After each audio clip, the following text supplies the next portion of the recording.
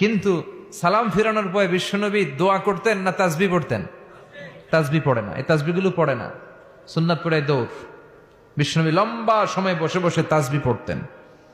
33 বার সুবহানাল্লাহ, 33 বার আলহামদুলিল্লাহ, 33 বার আল্লাহু আকবার, 34 বার আল্লাহু আকবার পড়ে না। আবার বিশ্বনবী ফরজ সালাতের পরে আয়াতুল কুরসি পড়তেন। বিশ্বনবী বলতেন, মান ক্বারা আয়াতুল কুরসি দুবুরা কুল্লি সালাতিন মাকতুবা লাম ইয়ামনাহু মিন দুখুলিল জান্নাতি ইল্লাল মাউত। প্রত্যেক ফরজ সালাতের পরে যে আয়াতুল কুরসি পড়বে তার জান্নাতে যেতে কোনো কিছুই বাধা দিতে পারবে না, একটা জিনিস ছাড়া, সেটা হলো মরণ।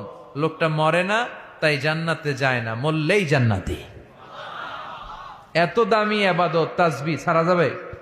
কথা বলেন। এজন্য ফরজ সালাতের পরে আমরা আয়াতুল কুরসি পড়বো। কি পড়বো? রাজি আছেন সবাই?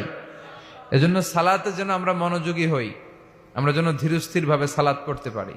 কারণ আউয়ালু মা ইউহাসাবু বিহিল আবদু ইয়াউমাল কিয়ামাতি আস-সালাহ। কিয়ামতের দিন সর্বপ্রথম আমাদের যে হিসাবটা আল্লাহ নেবেন সেটা হচ্ছে সালাতের হিসাব। আওয়াজ করে বলেন তো কিসের হিসাব? সালাত কায়েম করো, সালাত কায়েম করো, হবে সম্মানী তুমি, হবে জান্নাতি তুমি, হবে সম্মানী তুমি, হবে জান্নাতি তুমি। দিবে কাল হাসরে শীতল ছায়া আরশে আজিম, রাব্বিয়াল আলা রাব্বিয়াল আযীম। আলহামদুলিল্লাহ পড়েন। এজন্য সালাত যেন হয় আমাদের নিত্য সঙ্গী, আর সালাত যেন আমরা ধীরস্থির ভাবে পড়তে পারি। আল্লাহ তুমি তৌফিক দাও।